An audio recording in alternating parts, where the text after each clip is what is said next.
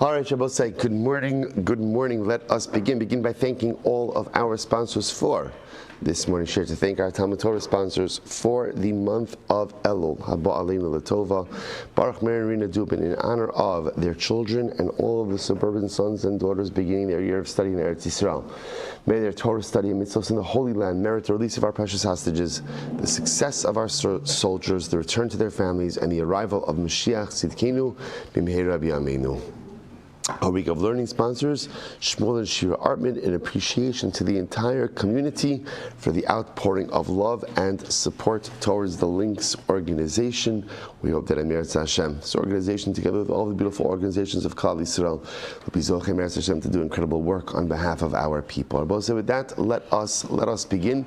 So today's Daf Tzadik Beis. We have a lot to do today. Some really great Gemara ahead of us. New parak, always very exciting. So we'll say, we are on. So today's daf is 92. We are on 91b, and we left off.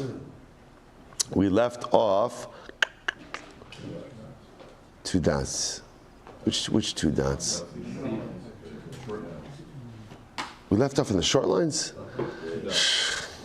I don't even know how I keep my job. All right, so let's go. So Gemara says as follows. So good. In the short lines, ksiv. So we'll say it is two. What is it? Yes, thank you. 6 lines up in the short lines before the intermediate wide lines, which are before the much larger lines. All right. So the Gemara says as follows. Ksiv machlon v'kilyon. So we'll say, remember again, we were speaking out yesterday. Machlon and Kilyon, the sons of Nami and Elimelech, who died in Moab, unfortunately. So the Gemara says as follows. So Ksiv, Machlon and Kilyon, Ksiv, Yoash v'Saraf. So we'll say, so Machlon and Kilyon are known by two names. One says Machlon and Kilyon, another says Yoash v'Saraf. So which are the names? So Rabbi Shmuel, Chadamar Machlon and Kilyon Shman. So Rabbi Shmuel, so one of them said Machlon and Kilyon are the real names. I, Valama Nikra Shman. Saraf v'Yoash. Yoash nisyaishu min hagula. So he was called Yoash because Yoash is from Yeush. He had given up on Geula. And I will say it's very profound. Now, what does that mean? Actually, it's the Rashbam right to the right. So nisyaishu min hagula sheyigal makadosh baruch hu min harav ki dichsiva ki paka l'Hashem esamo l'seisel lechem. So one of them says Yoash means that one of the sons had given up hope that HaKadosh Baruch Hu would ever redeem Klal Yisrael from the famine. Very, very profound. Saraf shenis chayvu streifa lamakom. Saraf that they were unfortunately were deserving of streifa because they had left Klal Yisrael. The Chad Amar Yoash v'Saraf Shman. Others say no, their real names are Yoash and Saraf. V'lama nikron Shman Machlon v'Kilyon. So why were they called Machlon v'Kilyon? Machlon sha'asa gufan chulun. So Machlon because they made their bodies profane. The Bava says so incredible. How do they make their bodies profane? Once again, from leaving Eretz Yisrael. By leaving Eretz Yisrael, which is really such an incredible and overwhelming idea that when you're in, so if you think about this, when you're in Eretz Yisrael, by definition, your body is holy. Your body is holy because you are standing. Your entirety is in a place that is holy. When I'm outside of Eretz Yisrael, the Gemara posits that the body is profane. The Kilyon shenischayvu kliya lamakom. Why was it called Kilyon? Because they warranted or were deserving of destruction before HaKadosh Baruch Hu. Okay, so machlokes, which is the real name versus which is the descriptive name. Tanya Kiman Amar Machlon and Kilyon Shman. So also have a brayso that supports this idea that their names were Machlon and Kilyon. The Sanya Ma'edichsev V'Yokim V'Anshe Koziva V'Yosh V'Saraf Asher Balu Lama V'Yishmi Lechem Ba'Dvar Matikim. So the Gemara says. So we'll say. So what is this pasuk? This pasuk in Divrei Yamim. What is the pasuk referring to? V'Yokim. Who does that refer to? Zeh Yoshua. This refers to Yoshua. Shehekim Shvua V'Anshe Givon, who upheld his oath to the people of Givon. We'll talk about that in just a moment. Va'anshe koziva, who are the people of deceit? Elu anshe Givon shekaza b'Yoshua. These are the people of Givon who lied to Yoshua. So we'll say, what's the story of the Givonim? Remember again, the halacha was that when Yoshua entered into Eretz Yisrael, they were supposed to wipe out. They were supposed to wipe out the Zayin Am in the 7 nations. The Givonim posed as a foreign nation. They pretended that they were not from Canaan. They pretended instead that they were from outside. They disguised themselves. They changed, right? It's good. And they came to Yoshua and said, we want to make a treaty with Klal Yisrael. Yoshua was fooled. Yoshua was duped, and he made the treaty. Afterwards, he discovered who they really are, but because he had made the treaty, he did not feel that he could go back on his words. So he relegated them to the status of water carriers for Klal Yisrael. Okay, so that's what it's referring to over here. The Yoash, the Saraf. Who's Yoash and Saraf? Elu Machlon and Kilyon. This is first of the widest lines. This is the first Machlon and Kilyon. I Velamani Krishman Yoash v'Saraf. Why are they called Yoash and Saraf? Yoash shenesei shum min agula. So Yoash, because ultimately again they had despaired, given up from the Gula. Saraf sheneschayvu sreifa lamakom. Saraf, that they warranted a death penalty. Sreifa b'far HaKadosh Baruch Hu. Asher ba'alu l'moav. What does that mean? That literally again they had bia with Moav. Ba'alu means like they became the husband, or Ba'al Moav, Shenasu Nashim Avios. They married Moabite women. Machlon and Kilyon, remember again, the sons of Namin Elimelech married Moabite girls. V'yishbi Lachem. What's Yishbi Lachem? Zurus HaMoaviyah. This refers to Rus the Moabite. Sheshava v'nidbaka bebeis Lechem Yehuda, who returned with Naomi and ultimately becomes a resident in Beis Lechem, which was part of the tribal area of Yehuda. V'advarem atikim, and these are ancient words. What does this mean? So the Gemara says, Halalu asik yomya amran. These words were uttered by the one who is as old as days, which of course is a reference to HaKadosh Baruch Hu. Dichsev matzasi David avdi uksiv shtei benosecha nimsos. So also the idea over here, and this is really fascinating and incredibly profound, which is the Gemara says, the Gemara is essentially telling us, the Pasuk is telling us, that know that all of the events which led to the birth of David HaMelech were all orchestrated by HaKadosh Baruch Hu. That the Rebbe Shalom is the one who put into motion that ultimately again Rus and Elimelech and Naomi would leave Eretz Yisrael, go to Moab, Machlon and Kilyon marry Rus and Arpa, and ultimately again those unions would create David HaMelech. So that's what it means when it says Vadvarim atikim. These words are ancient, means these words, these events were orchestrated by the ones who is as old as days, as old as time. Pretty incredible. Hema yotzrim v'yoshvin etam u'gedram hamelech b'malachto. So I'll say, so Gemara quotes another pasuk over here. Another pasuk from Divrei Yamim. So the Gemara says as follows. Hema hayotzrim v'yoshin etam u'gedram hamelech b'malachto yeshushan. Okay, so good. What is this referring to? Good. What is this referring to? So the Gemara says, Hema Yotzrim, Elu b'nei Yonadav ben Rachav, shenatzru shvuas avihem. So this is very beautiful. This refers to the sons of Yonadav ben Rachav, who kept the oath of their father. So the pasuk refers to over here, Rashi says, shvuas avihem. So we'll say this man, Yonadav ben Rachav, ultimately saw that the Beis HaMikdash was going to be destroyed. He heeded the nevuas of the Navi of Yirmiyahu. He knew the Beis HaMikdash was going to be destroyed, and as such, he stopped drinking wine. His children kept up that same shua. They kept up his same behaviors. Shenatzu shuas avim yoshvei netam, sit in the shade of saplings or of those things that are planted. Zeh Shlomo. This refers to Shlomo Melech. Shedoma lenetia b'malchuso, who is like a sapling, like a tree in his monarchy. That just like the sapling continues to grow into a big tree, so too the monarchy of Shlomo continues to grow as well. Ugedera, what does that refer to? Zu Sanhedrin, Shegadu Pirsasein Shal Yisrael. This refers to the Sanhedrin, whose job it was to mend the breaches in Klal Yisrael.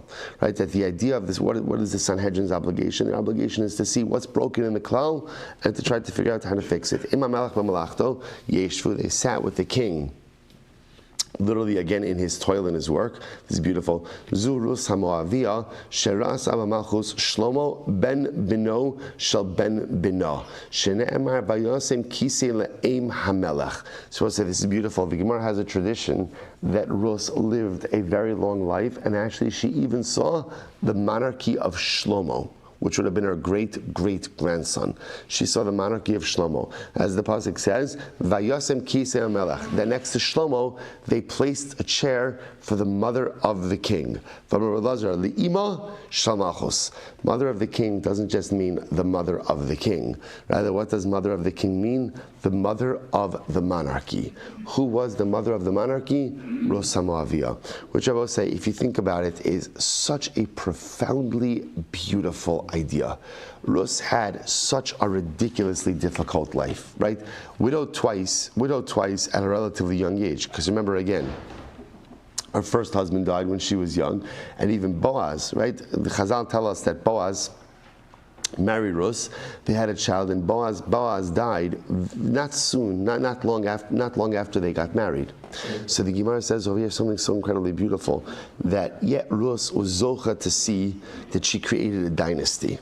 She created a dynasty, an incredible metaphor that if we're willing to put in the work, we're willing to put in the effort, and we're willing not to get lost in the losses and difficulties and trials and tribulations of life, we're willing to hold on, we'll see the fruits of our labor. We will see it. Just what ends up happening so often in life is when we undergo adversity, we just get swallowed up by it, and we let go and we give up. But if we're willing to hold on, you'll take your seat at the side of your life accomplishment. If you hold on long enough, you'll be able to see the beautiful personalistic dynasty that you're able to create. Just don't give up. So Rus was able to hold on, and Baruch Hashem, she sat next to Shlomo. Pretty incredible. Tanrabanon, v'achalta min hatvua yashan. It's supposed to be beautiful. So the pasuk says, you will eat from your aged grain. So remember again, this is part of the brachas. Part of the brachas. So the Torah says, "Uzratem es hashana hashminis v'achaltem min hatvua yashan ad shana teshiyis ad bo tvasa tochal yashan." This is actually talking about the mitzvah of keeping Shemitah. And if you keep Shemitah, the Torah says in year 6 you'll have enough grain. You'll have enough grain for years 6, 7, and 8. And then what will happen? Then you'll go ahead and you'll plant in year number 8 v'achaltem min hatvua yashan, and you'll go ahead and you're able to eat the old grain up until year number 9. So the idea over here is that the brach of Shemitah is, even in year 9, you'll still have leftover grain from year 6. That's how good it's going to be. So the pasuk says, so what does it mean, Yasha? What does it mean you'll eat from the old wheat? What does that mean? Below salmantun. The wheat won't have any salmantun. My below salmantun, what does that mean, salmantun? Rav Nachman or below ritzinsa. So Rav Nachman says it refers to ritzinsa. It's very helpful, right? So the Rashbam says ritzinsa is tolas hamarkives hatvua. The grain won't become wormy. It won't become wormy. It won't rot. Won't rot. Rav Sheshes Amar, no, really means without the worms. So Rav Sheshes says below shedifa, it won't rot. It won't rot. So it says, so the idea over here is there's a bracha in the wheat of year 6, either according to one approach that it won't become wormy, according to the second approach that it won't rot. Tanya Kavase de Rav Sheshes, Tanya Kavase de Rav Nachman.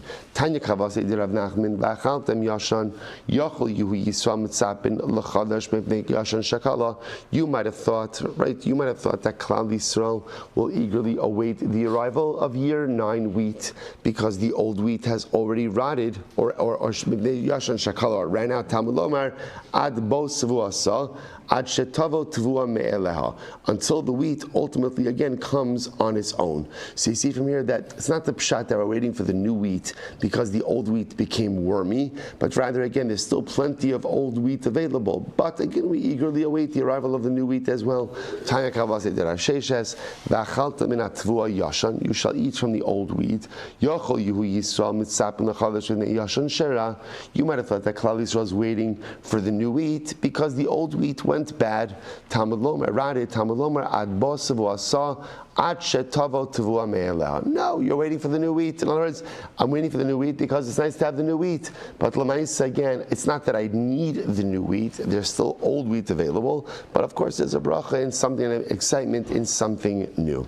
Incredible, Rabbi say. So this yields the Gemara to a fascinating conclusion. Tan Rabbanon, ve'achaltem yashan noshan. So Rabbi say. So remember again, what's interesting to note over here is this is by This is by the brachas. V'achaltem yashan noshan v'yashem nechadash tosiyah. So literally, you will eat yashan noshan.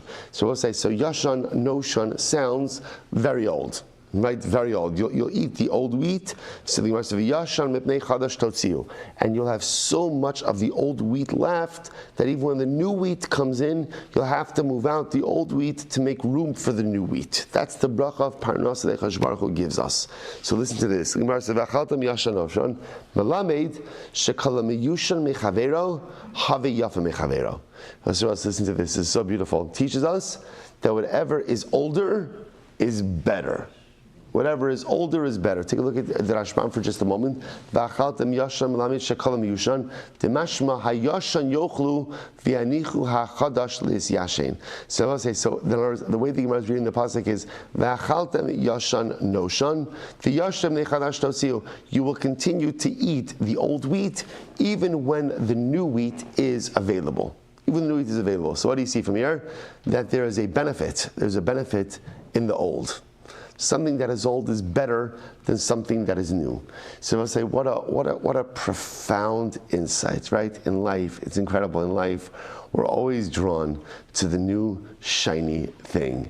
And we tend to go ahead and just simply forsake the old thing. The Gemara says, there's a beauty in the old, and there's a holiness in the old. So first of all, this lesson is so important on so many incredible levels. First of all, I will say, just in our ruchnius, the most precious thing we have in this world, the most precious thing we have is Torah. And the oldest thing that exists in this universe is Torah. Right? Because Torah, the Ribono Shel Olam, they're intertwined. So just like the Ribono Shel Olam is ageless, timeless, Torah is ageless, timeless. The most important thing, the most beautiful thing that exists in this world is this thing that defies time, Torah. People say, but it's also important, it also applies to people. This is why we have the concept, ultimately, mipnei seva takum v'hadarta pnei zakin. Whereas sometimes society gauges the worth of people by what they can produce, we gauge the worth of people by the life experience that they have. That's why we have an obligation to respect our elderly. We have an obligation to revere our elderly. There is a beauty and there is a holiness in that which is old. Because if something is old, that means it's acquired knowledge, that means it's acquired kedusha, and even if it can't impart that knowledge or share that knowledge, it has an inherent holiness. And lastly, I will say, what does it mean, shekala miyushan? We'll say, what's the difference between something that is old and new? Something that's old and new, what's the difference? Something that is old, has ingrained behaviors, has habituation, as opposed to something that is new, doesn't really have a track record. I will say, what is the greatest thing that we strive for in life? The greatest thing we strive for in life? Consistency. What is the hardest thing to achieve in life? Consistency.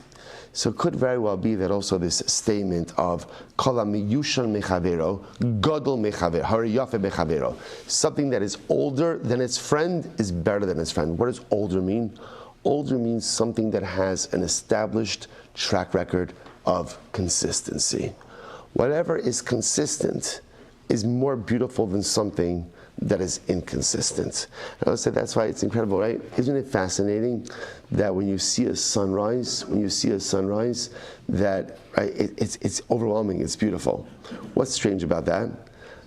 It's been doing that for a while, right? It's not like, you're not going to believe what I just saw today, right? Something brand new. It's the same thing. It's the same thing. Yet, what it is, part of the beauty in a sunrise is my neshama feels that sense of consistency. My neshama says, oh, I want to be like that.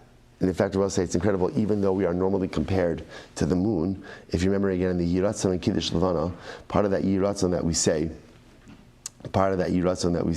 if you don't know what I'm talking about, it's because you're already in your car going home, right? Right? But Lamaisa, there's a Yiratzon in Kiddush Levana, a very beautiful part of it that says that we should be Zocheh Meretz Hashem, to be like the sun. Be like the sun. That's part of our symbol. What does it mean you want to be like the sun?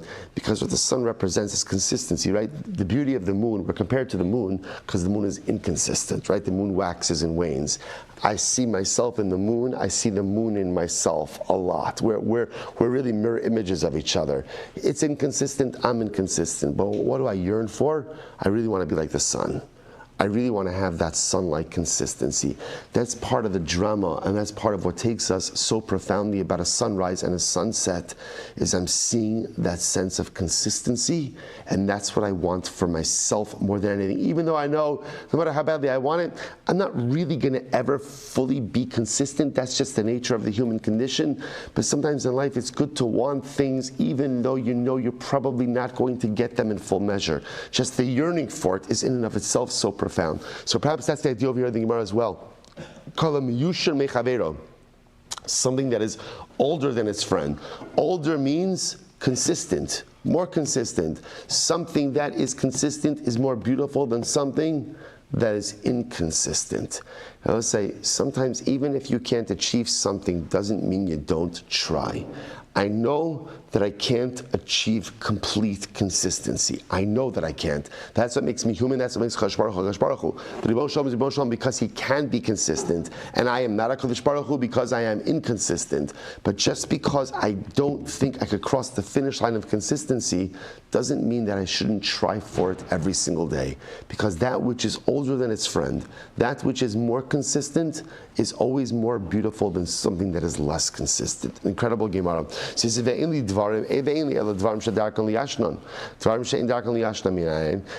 only know that this refers to things that it's normal to age. Right? Things that are not normal to age them, right? To keep them when they're old. How do I know? Yashan noshan mipnei mikol makom. So part of the bracha I'll say over here is, look, there are certain things obviously that naturally age and they keep. But what the Torah is telling us is that the bracha is even things that don't necessarily age well. HaKadosh Baruch Hu says still there's going to be a bracha and they're going to age well and they're going to keep. The yashan mipnei chadash totziu. What does it mean? That literally again you will remove the old to make way for the new. I will say this is beautiful. It teaches us that when Klal Yisrael keeps the mitzvahs, when we keep Shemitah, when we honor our relationship with HaKadosh Baruch Hu, what's going to happen? So one set of storehouses are going to be filled, or the storehouses are going to be filled with old produce. The granaries are going to be filled with new produce. V'hayu Yisrael omrim, heich notzi zeh mipnei zeh. Can you imagine this problem? Can you imagine this problem? The storehouses are filled with old produce, the granaries are filled with new produce, and Klal Yisrael smiling ear to ear saying, what should we do? What should we do? How do we make room for the new produce? What should we do? So I'll say, I also just want to point out to you something so beautiful. That phrase, I'll say, it's so incredible that we're learning this right, literally the week right before Slichos. V'yashan mipnei chadash totziu. This is a mantra for life. Sometimes you have to remove the old to make room for the new. We're coming upon a new year, and there is nothing more exciting than a new year, because a new year brings with it untold opportunity. A new year brings with it untold possibilities.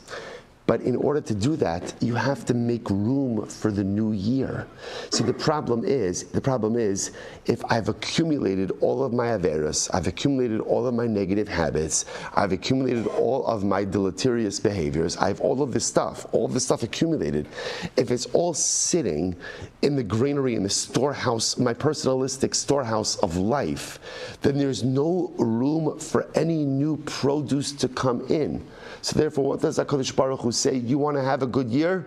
V'yashan mipnei chadash totziu. Remove the old. We will say sometimes it's just about a purge, right? Sometimes it's just about, right, extreme makeover. It's just about, again, a cleaning. Clean it out. This is not even tshuva. You know what this is? This is just about saying the stuff that I do that holds me back, I don't want it anymore. The behaviors that tether me to mediocrity, the character traits that keep bringing me down, I don't want it anymore. And sometimes it's as simple as saying, I'm cleaning this out of my life. I just don't want it. V'yashan mipnei chadash totziu. And if you remove the old and you remove the stuff that's negative, just saying I don't want it. It's not even tshuva. Just saying I don't want it. I'm getting this out of my life. Then suddenly you make room for so much bracha. You make room for so many beautiful and new things. Klal Yisrael says, we have so much bracha in the old, so much bracha in the new, I don't know where to do what. We'll say, but that's the mantra. I feel for myself, this is like the mantra for Tafshin Pei. V'yashan mipnei chadash totzir. We'll say, we are living in a different world. Klal Yisrael is undergoing different things. Am Yisrael, it's different. It's different. There's something different in the world. There's something different about our people. There's something different about our nation. There's something different about the times in which we are living. It's time to turn a corner. It's time to become the different kind of people we need to become in order to be able to greet Mashiach, because Mashiach is on his way. It's not just people like to say, you hear the footsteps of Mashiach. Footsteps, well, this is not the footsteps. He's here. He's banging on the door. He's banging on the door, saying, let me in. I'm ready to come. I'm ready to bring Geula. But in order to do that, I have to stop being the person that I was, and I have to start becoming the person I can be. This is the mantra for this year. V'yashan mipnei chadash totziu. Get rid of the old. Identify the stuff that's holding you back in life. Get rid of it. And if I do that, there is no telling what beautiful new bracha waits for each of us as individuals and Emirat Hashem as a collective. The parak ends off, Amra Papa, Kol Mili Atika, Ma'alya, Labar Metamri, Shikra Vaharsana. And again, Rabbi Papa says, the truth is, any items are good aged except for three things. What are they? Dates, beer, and harsana. Harsana is fish hash. These things, fish hash definitely makes sense that it does not work out age. Beer and dates, I don't know. All right, but apparently, again, at least their beer and dates, those things are not good aged. Apparently, everything else is good aged. Hadron alach hamocher sasina. Mazel tov, mazel osai. Okay, celebrate, mazel tov. Move on. Sadik Beis. Sadik Beis 92. Today's daf, fantastic. Today's daf. Hamocher sapereslechavero. So says, here we go. I sell fruit to my friend. I sell peros to my friend. V'zaran, and he plants them. V'lo tzamchu, and they did not take root. They did not take root. Now that Rashban points out to Rabbi says that I'm selling produce to my friend, and again, I have no idea, is he buying it for consumption? Is he buying it for planting? So the point over here is I sold him produce. Turns out I sold Reuven produce. It turns out that he planted it, and it did not sprout. Now we're assuming over here that not that it didn't sprout because it didn't rain or things like that. It's normal conditions for vegetation to sprout, but his vegetation did not sprout. Rabbi says, so now what's the halacha? Va'afilu zar pishtan, even if I sold him flaxseed. Now flaxseed, clearly no one's eating flaxseed. The only reason you're buying flaxseed is why? Is to plant it. So what's the halacha in Chai B'Chriyusin? So now Reuven wants to come back to me, right? And what does Reuven say to me? I want my money back. I want my money back. I want my money back because at the end of the day, again, I bought seed to plant it. It didn't take root. It didn't grow. You sold me defective produce. I want my money back. So we'll say Tanakama says, no, I'm not obligated to go ahead and give him his money back. Now we're going to see the reason for that is because that halacha l'maisa, I have no reason to assume that he bought it for consumption or to plant. I have no idea. But since it's possible that he bought it for consumption, so therefore, again, I have no reason, there's no liability on the part of the seller. Take a look at the Rashbam. Follow Simchu. So Rashbam says, Lo mi buy peros ti'ika, tikidizam l'jivi, tikidizam l'lachi, lo matzi, l'meimar l'lachi, l'machartev l'cha, ve'inka mekach tos, kla afilu zera pishtan, terova pishtan nikach ba'olam, l'zriya konin also, t'chevan tikidizabin amilachi, l'kidarminu l'liva d'kisna, erachai b'achar yusan, t'matzi l'meimar l'lachi, l'machartev. So I said the idea over here is that I always have the ability to say to Reuven, I'm sorry that it didn't grow. I sold it to you for consumption purposes, not for planting purposes. So because there's always that possibility that again, I could always claim I didn't sell it for planting purposes, I sold it for consumption purposes, Reuven has no claim against me. Why? The Gemara says, lo azlinan basaruba. We're going to see that when it comes to money, monetary matters, we don't go after the rove. So the idea that the Mishnah is introducing me to over here is, I sell Reuven seeds, or I sell him produce. His intention is to plant it. He plants it, and it doesn't germinate. It doesn't take root. It doesn't grow. Reuven wants to come back to me and say, you sold me faulty produce. I say, I sold you produce. You want to plant it, you want to eat it, it's suitable for consumption, it's suitable for planting, so that I assume that you're buying it for planting purpose, for consumption purposes, and therefore again you have no claim. So the Tanna Kama says, the law is on my side. Reuven has no claim against me. Rabbi Shmuel says, Zaroni Gina Sheina Nechal and Chai Bachar Yusam.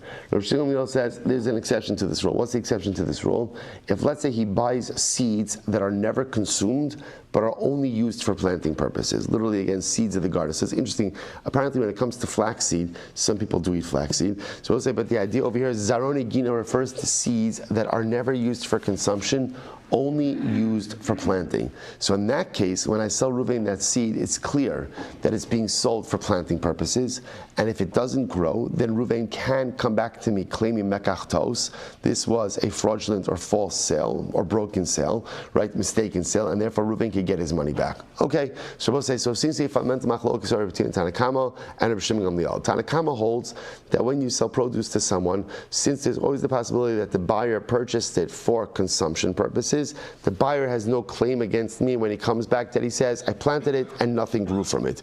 Rabbi Shimon Gamliel says that's true as long as there's the possibility that he bought it for consumption.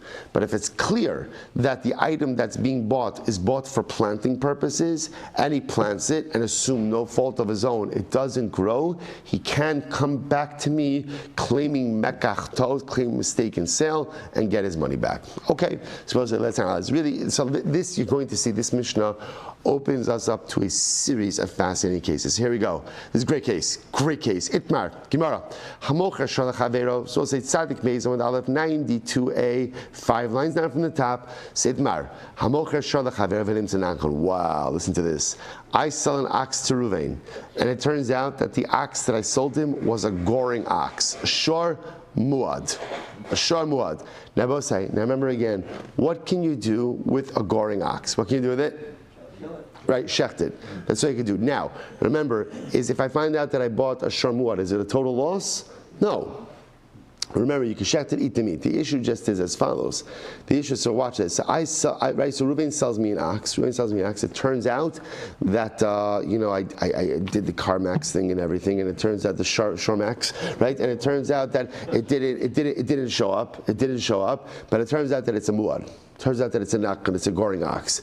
So I go back to Reuven and say, Reuven, I want my money back. Reuven's like, why? What's wrong? Because I can say, Reuven, I bought this ox for plowing purposes, right? For plowing purposes, not for shechita purposes. So the problem is, you are not allowed to maintain a goring ox. So therefore, it turns out that I have to slaughter this ox, but that's not why I bought this. So watch this. It says, Rav Amar Hareze Mekachtos. Rav says, it's a mekachtos, right? Literally, again, it's a mistaken sale, and I can go back to Reuven saying, Reuven, I bought this for plowing purposes, and therefore, again, you sold me an ox that can only be shechted. I want my money back. Shmuel says, no. Shmuel says, it's not a mekachtos. Why Reuven could say, okay, I didn't know you're buying it for plowing purposes. I sold it to you for shechita purposes. I assumed that you were going ahead and going to shecht it. I know it's a muad, but even though it's a muad, that doesn't matter. You're going to kill it. You're going to slaughter it anyway. So what does it matter? What does it matter? Right, so what does it matter? So the Gemara says, okay, so we'll say fundamental machlokes. So we'll see, hear this? This is a great case. Great case. So again, I bought the shor from Reuven. All right, turns out that it's a goring ox. I go back to Reuven, I want my money back because I went ahead and I bought this for plowing purposes. Rav says, the halacha sides with me, the buyer. Right, I bought it for plowing purposes, mekachtos. Shmuel says, no mekachtos. Reuven could say to me, okay, I didn't know you were buying it for plowing purposes. I thought you were buying it for shechita purposes. This ox is totally fit for shechita, for consumption purposes. I'm sorry, I'm not giving you back your money. So now watch this. So the Gemara says as follows. V'lechse, igavra de zabin l'nesachta, l'nechasta, sorry. L'raja. So Gemara says, well, let's analyze. Let's look at my buying patterns. What do I normally buy oxen for? If I'm normally a guy who buys oxen for shchita, that's lenechasta, then it's clear that I bought it for shchita. If I'm a guy who normally buys it for plowing, then it should be for plowing. In other words, let's look at my buying habits and then determine it based on that. So the Gemara said, we know where this is going. Begaver de zaman lahachi ulahachi. Now it's a case where I buy for both, which makes sense. Sometimes I buy oxen for shchita, sometimes I buy it for plowing. I have lechsi dami hechi ninu. Why do we look at how much I paid? As I say, bipashtos, a plowing ox is much more expensive than a consumption ox, right? A shchita ox, right? Because remember again, a plowing ox is ongoing benefit versus a shchita ox is a one-time benefit. So shouldn't the amount of money that I paid reflect about what the use I had intention for? Lo tzricha tiyaker bisra v'kam b'demei rajya. No, actually, we're talking about a case where the price of meat has gone up significantly, and therefore, interestingly enough, a shchita ox is the same cost, that's the same price as a plowing ox. So therefore, again, price tag itself is not a distinction either. The Gemara says, well, one second. Well, if that's the case, then I don't understand what's the big deal over. In other words, I could recapture my money anyway. So even if Reuven doesn't want to refund my money, no problem. Shecht the ox, sell off the meat, and you'll recapture your entire amount. What's the big deal? To which the Gemara says, no. Nafkamina latircha. Rabbi say this does make a very big deal because the shaila is who is obligated to deal with the sale of the animal. In other words, I got it. I could shecht it, sell off the meat, or for that matter, again, I could even sell the animal for consumption purposes. What's the issue? The issue is there's tircha, right? That's a bother. That's a to-do. So who has to deal with the bother? So Gemara says, nafkamina tircha. You're right. So it could very well be that from a financial perspective, I'm not worried. I'm not going to lose money. I'll recapture my money. But the shaila is who is obligated to deal with the actual disposition and sale of the animal. So the Gemara says, Hechidami. So what's the case over here? So I'll say, so what's the case? Hechidami. Amud Beis. I deleka lishtalu mimine. So I'll say, so let's analyze this. If I'm going back to Reuven, right? And Reuven doesn't have any money. Reuven doesn't have any funds. So now, I'm going back. So now, what we've established is as follows. We've established that either I'm a person who always buys. So let's just clarify the case. I bought an ox from Reuven. It turns out that it's a goring ox. I go back to Reuven and say, Reuven, I want my money back. Mekach tos. I bought this ox for plowing. This ox is only fit for shchita. So now again, machlok is Rav and Shmuel. Rav says, I have a good claim. Reuven should give me back my money. Right? Shmuel says, no. Reuven could claim he sold to me for consumption purposes. The Gemara says, I don't understand the case. Understand the case. Possibility one, let's look at my buying patterns. That doesn't work. Why? Because I'm a guy who buys both for consumption and for plowing. Let's look at value. To which the Gemara says, no, that doesn't work either. Why? The price of meat has appreciated so much that literally, again, a shchita ox and plowing ox are the same price. If that's the case, then what's the big deal? The value is the value. I haven't lost anything. To which the Gemara says, no. What's the nafkamina? L'tircha. Who's obligated? According to Rav, I can give back the animal to Reuven and say, Reuven, you deal with it. You deal with it. According to Shmuel, Reuven could say, no, you deal with it. I'm not taking it back. It's your ox. You bought it for consumption. Or I thought you bought it for consumption purposes. Leave me alone. To which again the Gemara says, Hechidami. What's the case? When I go back to Reuven, we'll say, if we're talking about a case over here where I go back to Reuven and say, Reuven, I want my money back. Mekach tos.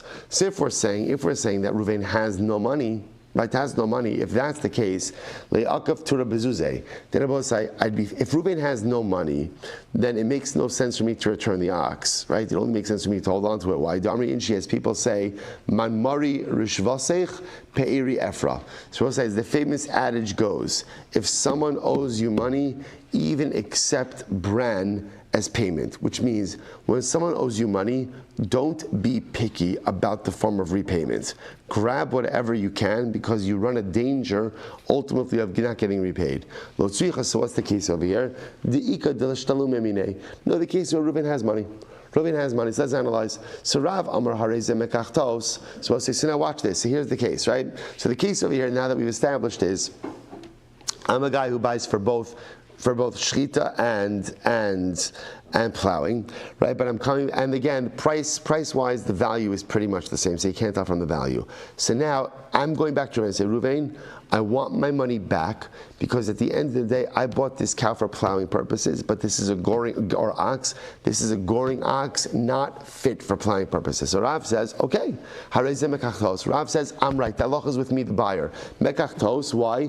Basa ruba azlinon v'ruba l'rajizin. This is fascinating. Rav says we're going to go after the rove, or after the majority. This is fascinating. The majority of people buy oxen for plowing purposes.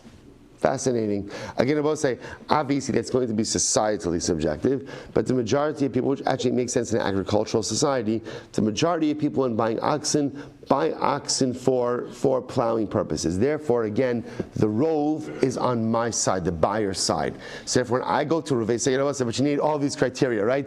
I'm a guy who normally buys for both. Price is not an indicator because the value is the same. So now I come to Reuven and I say, Reuven, I want my money back because I bought this ox for plowing and you sold me a goring ox. So Rav says, the halacha is on my side, mekachtos. Why? Because I have the rove. Majority of people buy oxen for plowing purposes. Shmuel says no. Wow, fascinating. Shmuel says rove is only a concept in Isser, not a concept in Mammon. So the concept of rove, of following the majority, does not apply in monetary matters.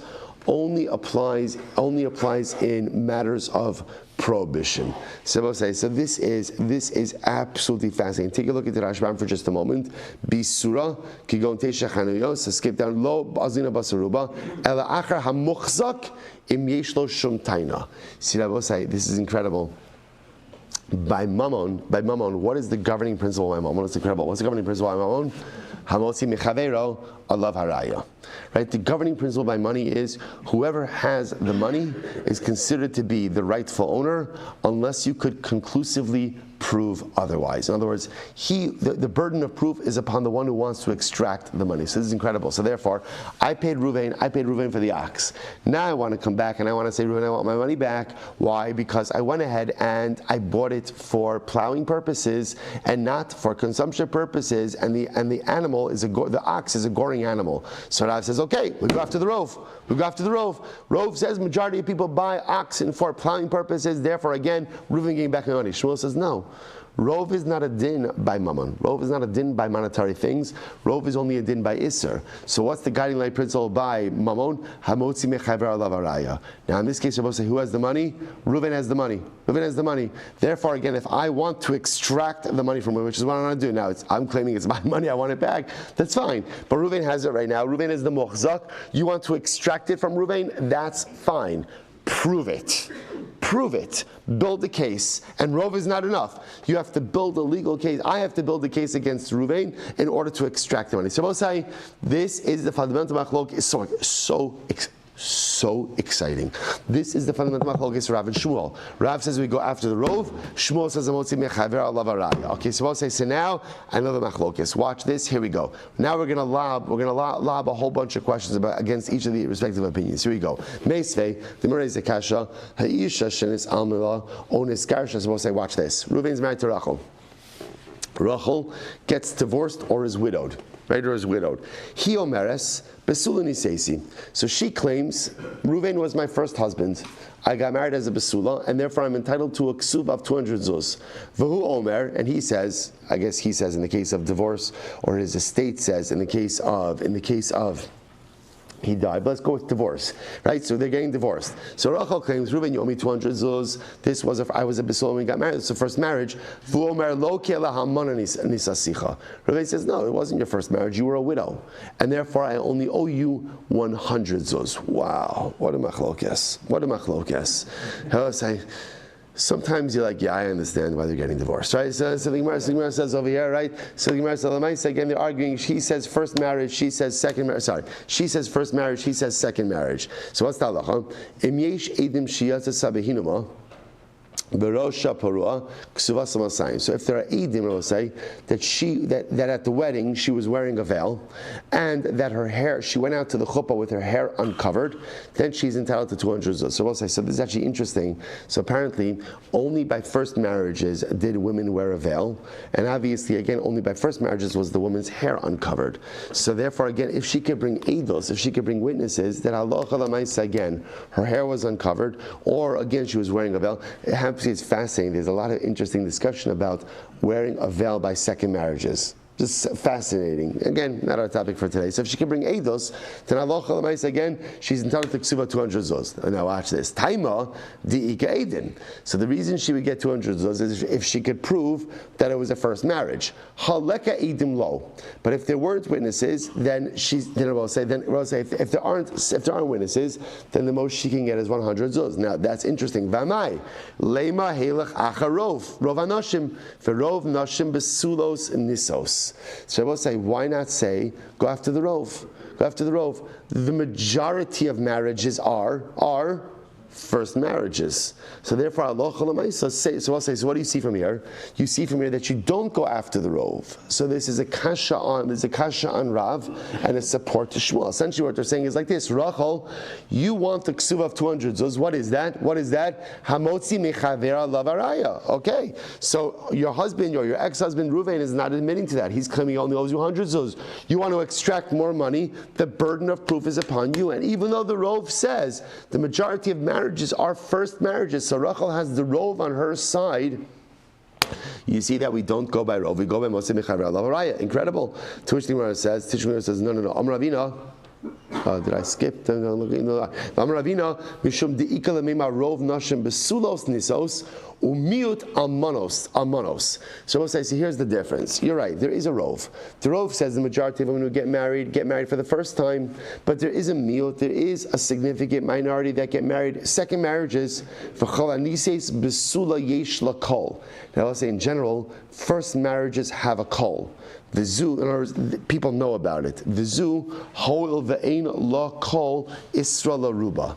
This woman Rachel, because again there's no call associating her marriage, therefore again I will say there's like a crack in her rov, right? Her rov ultimately again is diminished in standing. The rov is not as powerful. So an incredible idea over here. See, right, there is a rov, but generally the rov is accompanied by a kol. This case, Rachel has the rov, but the rov doesn't have a kol. A rov without a kol is a diminished rov, and therefore Allah in order for her to extract 200 zuz, she needs eidos. So I'll say if that's the case, that when women get married as a basula, first marriages have a kol. So therefore, in this case over here, Rachel doesn't have a kol. Ultimately, again, who cares that there are edim? My havi, unless they call sadi shakrininu. If there are right, if there's no kol, even if there are witnesses, we should assume that these are false witnesses. Elarov hanisas basulos yeshlan kol v'zo hoil ve'ein la kol isra l'ruba. Rather, I will say we assume that the majority of women who get married, first marriages have a kol. This Rachel, because she doesn't have a kol, therefore her rov is diminished. Therefore I will say, this case doesn't really prove Rav or Shmuel. This is a different kind of case. Normally we would rely on rov. This rov is a compromised rov. Why? Because there is no kol. So we'll stop over here for today. Again, so we're not stuck, chas v'sholom. We find ourselves in the middle of this machlokes Rav and Shmuel. Resolution Emir Hashem tomorrow. Shkoyach.